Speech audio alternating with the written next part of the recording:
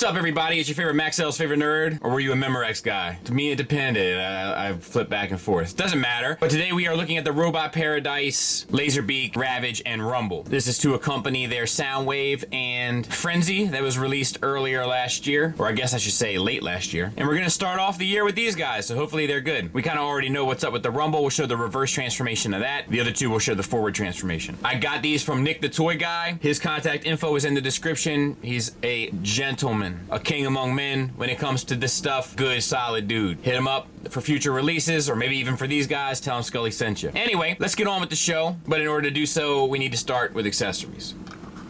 They come with 3 plastic tapes, cases, and so you can make a. Did you guys ever make inserts? First of all, if you're too old, or I mean, if you're too young for tapes, don't even bother. But like, I used to make little inserts, like cut out, like measure out the piece of paper. I would do artwork and stuff, have the track listing and everything folded up, sit it in there, boom, ready for you.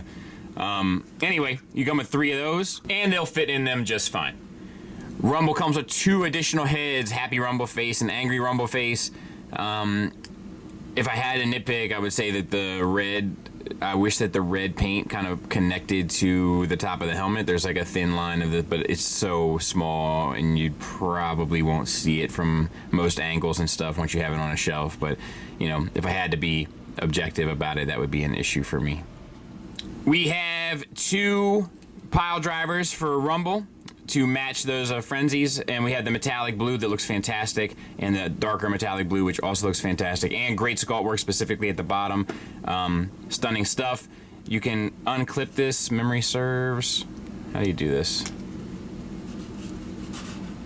Boom, and click it back, and lock it in place.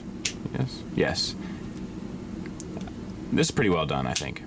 And then to use the pile drivers, just like Frenzy, you just collapse, and insert.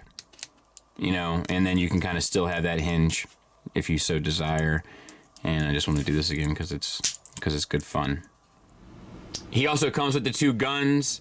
There is some like fold up features to them, so you can kind of collapse them a bit. But other than that, the only thing that's off-putting is the same thing that was off-putting to me with the other one, is that like this is like a chrome, this is like somewhere in the middle, and this is a plastic that's painted like a gunmetal, like not even a gunmetal, just a silver.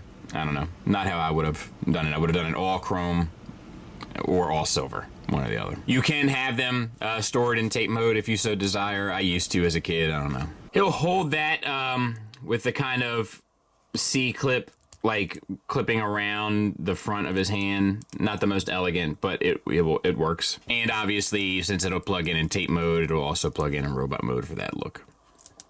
All right, so let's take a look at this guy. We've kind of looked at the Frenzy, so we're not going to take too much time on it, but the head swivels. It's fully painted. I think the only part that isn't painted is the face, below the eyes, like the gray part. The rest of it is completely painted. And it shows. It looks beautiful as a result, deco-wise. Still not crazy about the shoulders and how that looks, but, you know, what are you going to do? Articulation-wise, we get the arms up the whole run. You also get the swivel up to 90 degrees anyway. You get an elbow that gets you a little bit past 90 degrees. No bicep swivel, no wrist swivel, but you get the hinge in out. Like I said, fully painted. The blue's painted, the light blue's painted, the red on the eyes is painted. Same for the other side, the silver's painted on the chest. No waist swivel. We have hips that get you the full Van Damme. They get you the full Monty. Thigh swivel. Technically a double jointed knee, which gets you the full run. And all that's fully painted. The red, silver, and yellow looks great. Ankles are double hinged. That'll get you an ankle tilt up, an ankle tilt down. No real rocker. I guess it's on there a little bit from the ball peg, but it's very, very, very minute. And then the back is fully painted as well, and also pretty magnificent. But we have these huge hollow sections, both in the back of the thigh and the back of the calf. All right, so we'll get him transformed the reverse way, so to speak. You just transform, turn the head around 180, tuck that in, bring the arms up basically to 90 degrees, and tuck one hand in, collapse the forearm onto the shoulder, collapse all of that onto the top of where the head was. Same for this side, just bring up 90 degrees, collapse the hand, collapse the forearm onto the shoulder, bring in on top of the body. And then just fold the heel up into the foot on both sides, kind of double hinge them back so that they'll sit kind of flush with the bottom of the leg. You can spin the legs 180, and you want to collapse the waist while you bring this up, and you want to collapse the thigh down into the top of the knee so that it will sit up appropriately. And it's just a little tight like a tiger at the moment. There. And there you go. Done. Next up for transformation is Laserbeak. You don't need to take too much time with the alt modes here. I mean, they are alt modes, right? They look like tapes. They're square. There's some nice paint apps on them. You know, typical stuff here. So let's flip out the guns, and we'll flip down the... And let's see. Where else should we... We'll flip these open. Yeah. And we'll slide the head out a la G1 toy. And we'll bring these up. Flip. Over. And it's like die cast, so it's all tight and challenging. Same on this side.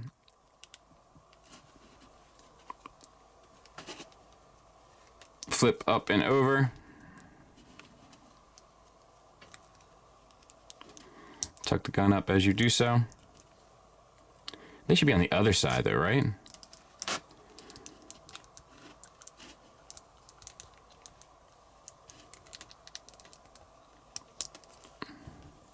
Yeah, like that. My bad. So, when you flip these lasers here, just make sure they go all the way over. All right. And then we have the wings, which just come down, and then they rotate on that mushroom peg. Oh, and that does not feel good. Just a little taut, like I tell you. All right, there he is. We'll clean him up and take a look at him. So here he is. My biggest issue with this guy is I can't get my things here to kind of sit straight. They're like a little off. Which I just find aggravating. Wings-wise, you can get the wings forward, back, up, down. You can even get an additional flap in here. So, like, they're well articulated.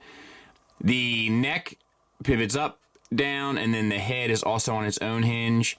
But you can't spin the head, so it's just kind of stuck in that position, which is unfortunate.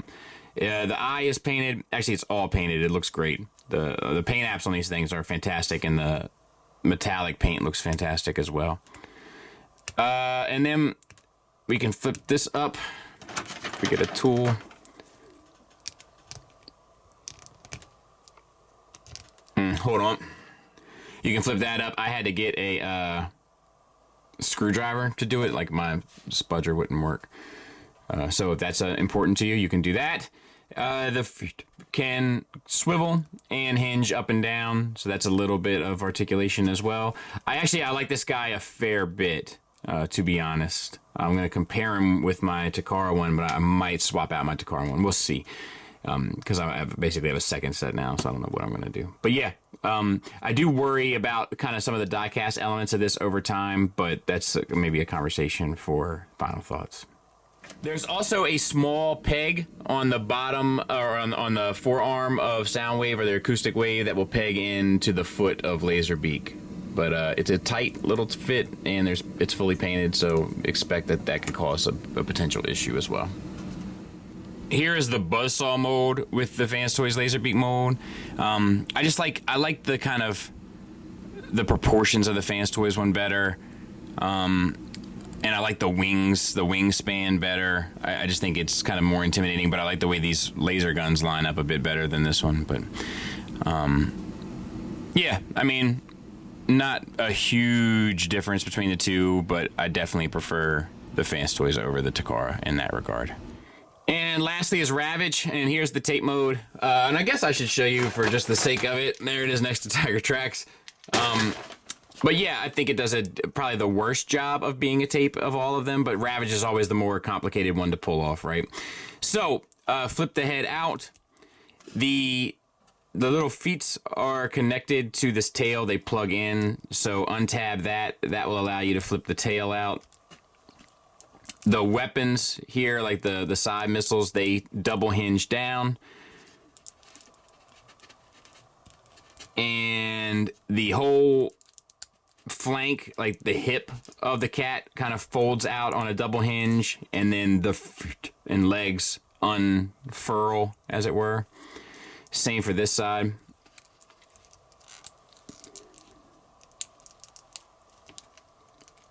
There we go.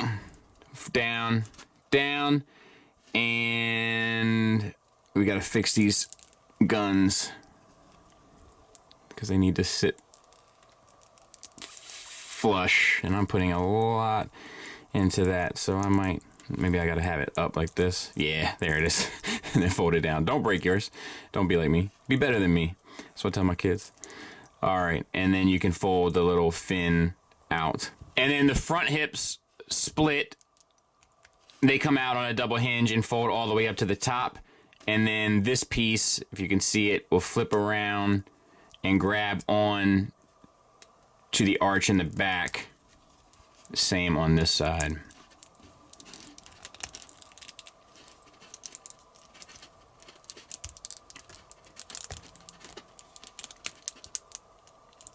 I just got to clear that. Just the joint's a little tight. Surprise, surprise. But there you go. And then bring the front poles, dog poles, down. And then the tail, make sure that that's up. I'll clean it up. We'll take a look at it. And here he is, kind of done up. I wish there was some hinge in the middle that could make him arch his back, so to speak, and that would do it for me. Neck joint moves up and down. You can get all the way up, obviously, because it spins back to the back. And then the head is on a tiny ball peg. You get a little bit up there, a little bit down, side to side, and the jaw articulates. It's all painted, and the eye is painted a metallic red, the eyes, rather, and they look good. The sculpt is pretty good, too. A lot of times, like, Ravage is a hard one to do because, like, he just ends up looking too skinny, and they've actually got some pretty good mass on him. And the nice little sculpted detail there in the neck. I like that. For the front hips, you get a swivel 1, 2, 3. So 1, 2, 3, and then all the way back. But no rocker, so he's always going to be a little limited in that regard. The back, 1, 2, 3 again. So same sort of deal there, and then the tail you can get a little up and down, but you're kind of faking the funk a little bit. The back also has the ball pegs that are on a hinge that basically act like a universal, so you can get them in and out a little bit. You know, it could potentially help with some posing. But yeah, I think they did a pretty good job with this, to be honest with you. And there they all are scale-wise with their sound wave. So admittedly, they look great together. Good looking set.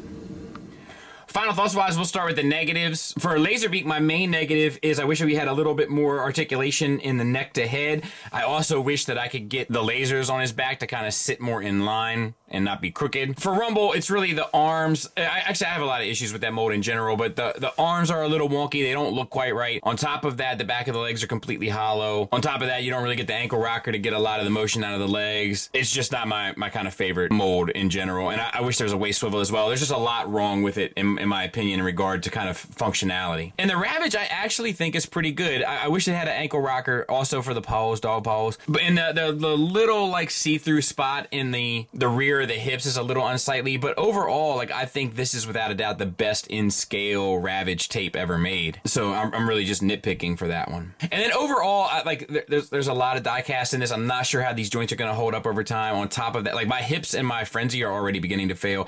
On top of that, and they don't do anything but sit there, but on top of that, there's also some really tight tolerances and stuff, and some pieces that were a little scary to kind of swivel at the mushroom peg, so to speak. So there's a couple things like that build-wise that kind of were off-putting as well.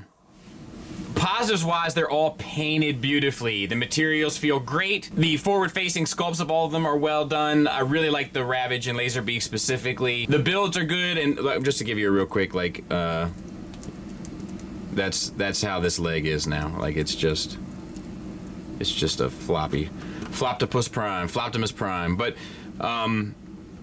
that's what happens when you put die cast. You know, it's these little pins, you know, that are supposed to bear all that weight. It's just challenging. But yeah, I think that this is a good set of tapes, and the Ravage in particularly is pretty impressive, and the Laserbeak really looks the part. So yeah, this set is a recommend from me. I think that it will accompany your Takara one well. I think it will accompany your Fans Toys one well. So it's really it's pricey, but it's a win-win set. Thanks for listening. Thanks for watching. Until next time, take care.